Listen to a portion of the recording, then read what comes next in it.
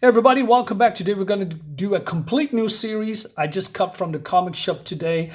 You have no idea how good it feels because we have recently a new comic shop, and the last one was, I don't know, 10 years ago. So I now go every week to browse and find new titles. This is Terminal from Image Comics and covered by Andy Kubert. He is also the interior artist. And this is a wraparound. And I said, wait a minute, this is a super awesome superhero? Well, actually, no. No, it's way more mysterious than that. So, yeah, without further ado, guys, let's dive in. And it's awesome. It's really good. Oh, wait a minute. Before I go further, this is a connected cover, by the way. So you have also the cover with the villains. I don't have that. And I believe that's also an issue #1, so I'm not buying 2 issues. So it connects. But yeah, it is what it is. Oh, by the way, if you want to know who are these people are, Joe Casey, Robert Kerman, Andy Kubert, David McCaig, Ross Wooton, and we have all these activators and the awoken. So basically the good guys and the bad guys. And they have very simple names, which I like, and not everything has to be very complex. Yeah. Is this Image Sky? Yeah, it's Image Skybound. So, all right. So we are here at the British Virgin Islands many, many years ago. And this, I don't know, giant complex, hotel, compound. And this is Storm. And this guy, just goes out because, this storm is outside. And I think, don't go outside in the storm. And then a giant flash. And he opens his eyes and then he walks out. And then something happens to his eye. It starts bleeding heavily. He's got a massive headache. And then, yeah, there's an eye coming out of his eye, I guess. It looks great. I thought, oh, wow. We got some nice, well, I'm not sure body horror is the right word, but there's some gruesome bits in here. Anyway, and then we have a fight in Utah, Bluffdale, where a guy called Blaster, and that's this guy here, right, shoots, I don't know, energy beams from his eyes and mouth. And this is guy is called Imp. He's a vicious little bastard.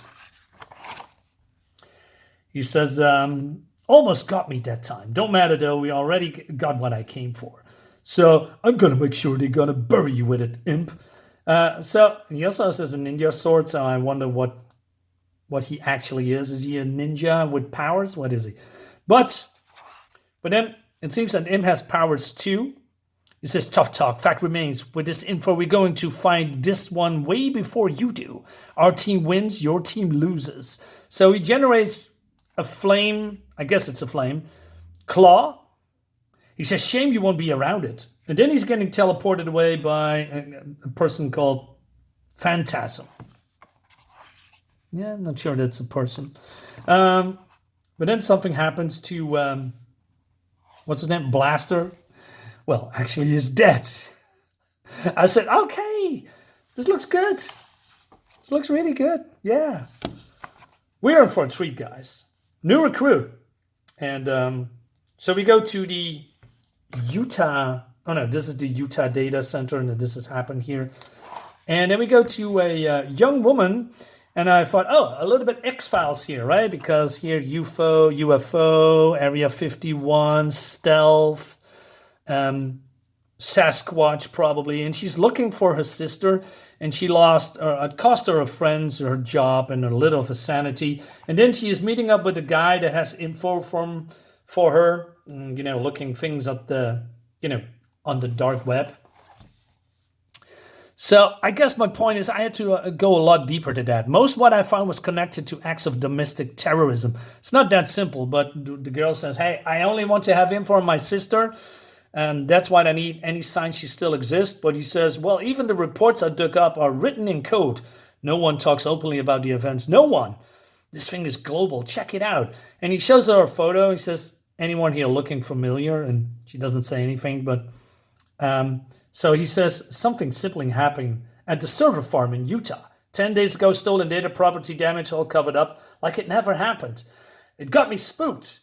And then, well, we have Imp slices this guy's head off. Ooh, silly me, I made a mess of your boyfriend. Seems impossible, but we're going to be fast friends, honest. I know you're scared now. Once you talk to the obelisk, you see things you see the art side of things.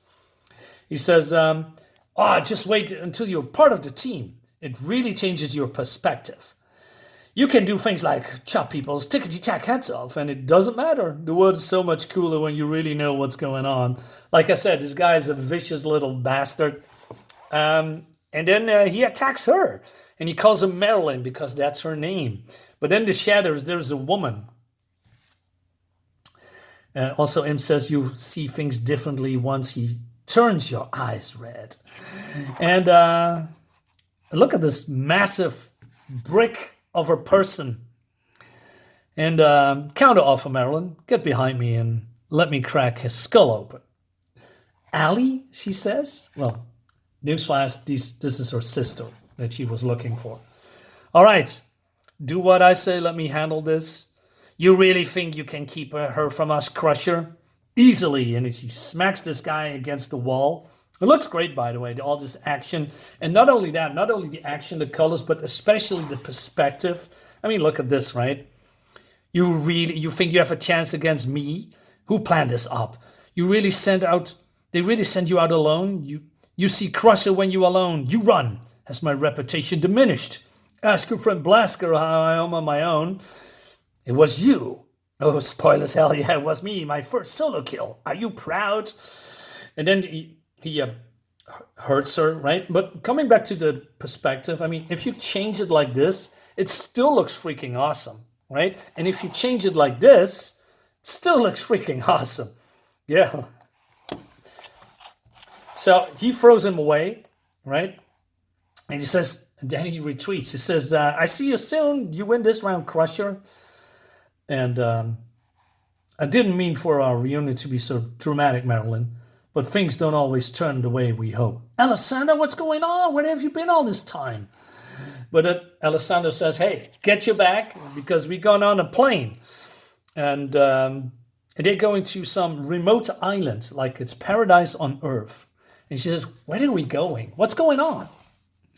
And also they made a room for her just in case she's staying. And she's been greeted by this other man called Ethan.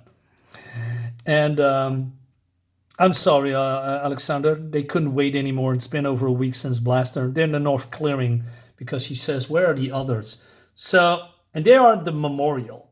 And we have 3 other people in here. And I don't recognize them from... Yeah? No? I don't know.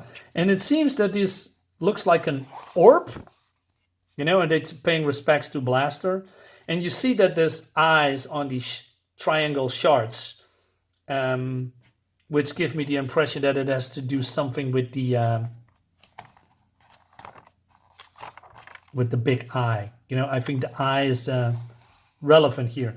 I'm sorry to start the ceremony without you. They're still here if you like to. I'll pay my respects in my own time, says Marilyn. Or Alessandra. I was right to go after Marilyn when I did. It couldn't wait. And then they're being greeted by a guy called Feed, which is this guy, right? Assuming it's him. He says, please come in. And he apologizes because everything is a little bit overwhelming, right? I suspect Alessandra's been her usual cryptic self. I was trying to ease her in. Feed, considering that little prick Imp got to her before I did. So he says, did you deal with him? Not permanently. He says, you will get your chance soon enough. At least you were successful in retrieving your sister. That's what matters most. So she says, retrieving? What's exactly going on? So Ethan says, hey, I'm going out for a bit. And it seems that they are lovers. All right, see you at dinner. So Alessandra and Ethan explains to Marilyn, hey, this is these walls are shielded. And if you hear that low hum, there's a prototype generator cells that provide power to the entire complex. But she says, that's all fine and dandy, but it's all really amazing, honestly. But I'm really confused about this and why I'm here. I saw a photo right before you. So Eva says, yes, explanations are definitely in order. So Alessandra is talking then to her sister, and she says, when our parents died, I was there for you. I practically raised you. I'm sorry I'm left. I'm sorry I couldn't contact you, she says. But things may be different, but this is still me, and I need you to trust me. So we have a small flashback when they were kids. I'm here, aren't I? Whatever's going on, I want to know, don't hold back. I can take it. So then Ethan says, hey, Alessandra, I implore you to prepare your sister for the lives beyond these doors. So Alessandra says this is serious, and what you're about to see is your first step in joining me in this world. So she opens up the door, and we have this gigantic eyeball talking in riddles about cosmic awakening and blessings and curses and all that stuff, right? And I'll leave it up to you if you want to pause the video and read what's here.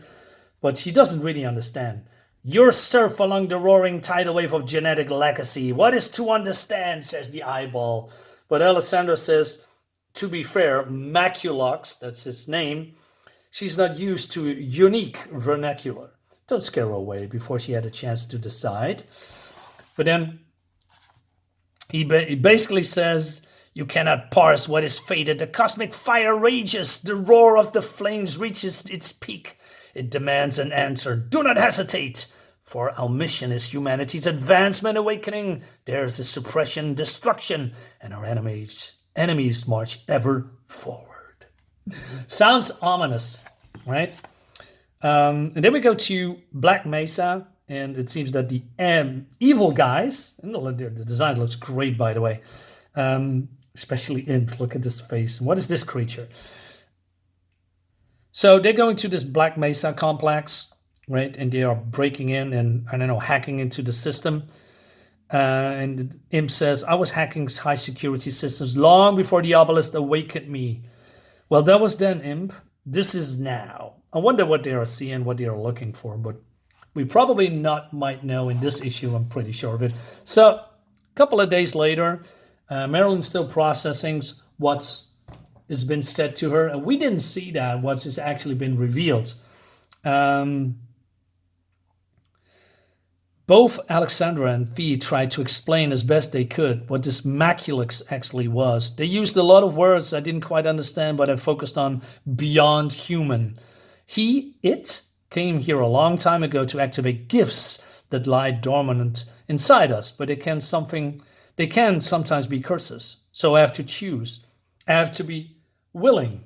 So she's being introduced to other people like Breaker, Racer, etc. Or, well, just like them, right? Just like they have code names like Kyung, Dominic, and Hal. Hal wore a cloak and wouldn't let me see her. I guess she falls in the curse category. But it seems the others don't really want to talk to her or, be around her. And then Alessa got me alone, gave me the full download.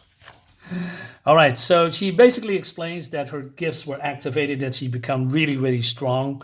And it seems that everyone has some kind of a hidden power in everyone, right? But it has to be, not only you have to stand fully behind it, because it seems that Maculux can activate it, this power, but you have to be 100% sure that you really, really, really want it. Otherwise, possibly you can go either way, or you become activated or you become cursed and activated, something like that, right? After Maculix performs an activation ritual, I would be changed forever. Then the idea is I would join her and the co-workers in their mission of global salvation. No pressure, right? The weird thing is, she's not really selling me on it. At times, it's almost as if she's trying to talk me out of it. So she is in doubt. So the next morning, or, well, still this morning, Alessandra comes to say, hey, last chance, did you think about it? What it's going to be? If the risk is too much for you, I get it. I wouldn't blame you one bit. I said, you keep saying that. But then she asking questions like, You seem very worried. The thing is, when you saw me, the potential in me, so did our enemies. So if I pass, what, I'm still in danger? So you can tell him, so can you instead tell me another reason to go through with this? Well, if it all works out, we can be a family again. That's really what she wants, right? And I say, okay, that's good. That's very good. So she stands then before the orb and called Marilyn Howe. Now accepting the next step in our cosmic evolution, there is a state beyond humanity few have fully experienced. You will now join them. Within my core lies the power to activate you, to usher you to the next level. Prepare to receive my glory bestowed upon you. Stand before me and accept your transformation. Believe in yourself is all that required. I like it when he talks like he's a deity, like a god or something, well, maybe he is, who knows. So, and then he shoots a beam at her. Let there be light, let it shine within and without you. And then I believe we see past or maybe future or maybe possibilities, if I'm seeing this correctly, but then something happens and let's look at cool visual. So it seems that, what's her name? Sorry. Alessandra and Feed is outside and they hear a scream and they rush out inside of this chamber because they are waiting outside and she possessed belief, but not enough. Her blessing was denied. Oh my God. This looks gruesomely awesome. Oh my God. And I thought, wait a minute, there's 2 major deaths in this book. And I thought she was part of this whole group, right? And because he is here and she is here, right? But she is she's dead. So and I thought she was part of the main story. You know, she's probably an important person, but actually it wasn't. Alessandra is mourning. Alessandra Howe, also known as Crusher, completely oblivious how many people held that title before her or how they died. She's feeling it now, that feeling of losing someone so close to you in the name of a cause you committed so intensely. She's starting to question everything, wondering how she could have been so blind to all the deception baked into her life she's chosen. She wants to know why. I know exactly how she feels, says this guy. Are you going to make contact, sir? Tyler? No, not yet. She's not quite ready, but she's close.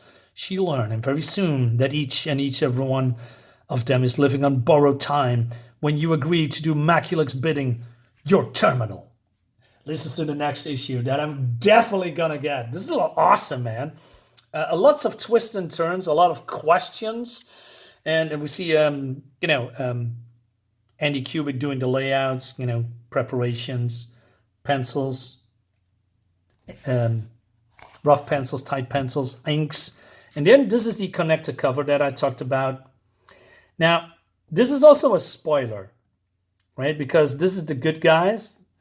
And then we see this here. I mean, I believe it's a spoiler because this is a woman. She has dreads, just like Marilyn, who died. Could it be that she comes back and then works for the enemy team? Because Imp says basically wanted to recruit her. I'm not saying it is. Maybe this is a completely different creature. But I was wondering, right? I mean, oh no, it's the Minotaur. Yeah, okay. Oh, no, forget what I said. It's the Minotaur. Anyway, it looks fantastic. Definitely going to get the rest of the books. Fantastic art, fantastic colors. Great new series. Guys, I hope you like this video. Comment, like, subscribe. See you on the next one. Bye-bye.